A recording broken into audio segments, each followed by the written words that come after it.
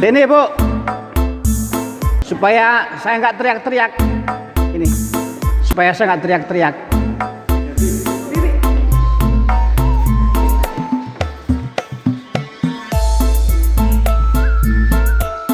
Mari kita buka dengan doa. Dalam nama Bapa dan Putra dan Roh Kudus, amin. Tuhan yang Maha Baik, terima kasih oleh karena sore hari ini, karena kemurahan-Mu, maka kami Kau ketuk hatinya, Kau tuntun kaki kami, sehingga kami bisa berada di tempat ini.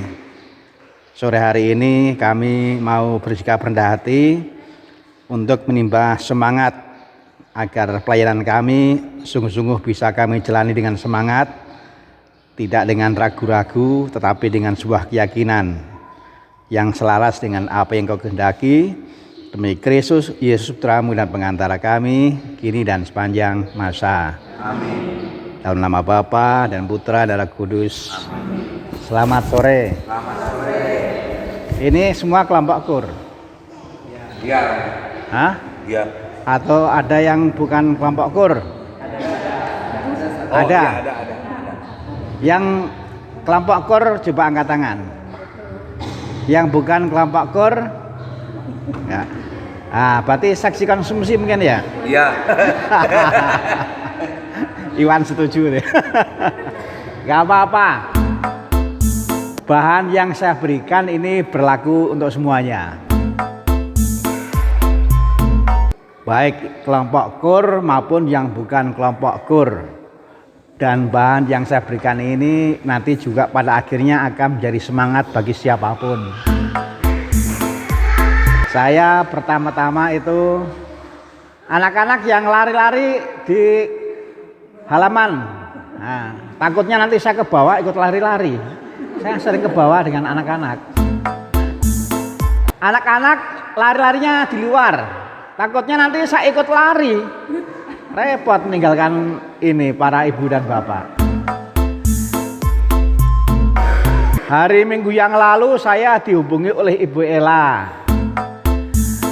Saya kagum karena Ibu Ella punya sikap yang rendah hati. Dan sikap rendah hatinya itu ternyata juga dimiliki oleh yang lain. Saya memaknainya adalah kalau sore hari ini kita bisa berada di sini karena semua rendah hati. Kalau nggak rendah hati itu nggak mungkin. Dan kita harus memandang bahwa sikap rendah hati itu nomor satu yang paling penting kalau kita mau menjadi murid Yesus. Kalau kita mau pelayanan. Hanya orang yang punya sikap rendah hati yang bisa diutus. Hanya orang yang punya sikap rendah hati yang bisa maju. Dan tidak semua orang punya sikap seperti itu. Ada orang juga yang keras hatinya, nggak rendah hati. Maka sore hari ini nomor satu adalah saya terharu, saya ikut bersyukur. Saya juga mencoba mencari waktu. Gak mudah tapi saya cari waktu. Cibunut itu untuk pelayanan di luar misa kan termasuk jauh. Tapi untuk saya gak masalah. Karena apa? Saya senang dengan sikap rendah hati. Nah, jangankan ini, yang SD juga sama saja. Pokoknya kalau orang yang punya sikap rendah hati dan minta bantuan saya, mudah. Karena saya menghargai sikap rendah hati. Seperti Yesus juga menghargai dan menghidupi sikap rendah hati. Itu ada Yesus yang disalib. Kalau kita misa, jam berapapun, dimanapun, dan yang memimpin siapapun, itu selalu nampak. Dan sebenarnya itulah Yesus yang menghidupi rendah hati. Yesus yang mengajarkan rendah hati. Saya sharing. Saya seminggu sekali ke Totombok. Biasanya itu hari Rabu. Tapi minggu ini karena hari Rabu kemarin gak bisa, baru bisa hari ini. Jadi minggu ini, hari ini.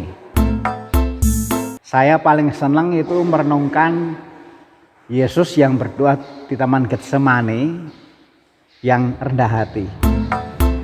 Lalu kemudian saya juga senang duduk merenung berdoa di kapel perutusan. Di sana ada Yesus yang ada tangannya, lalu kamulah tanganku.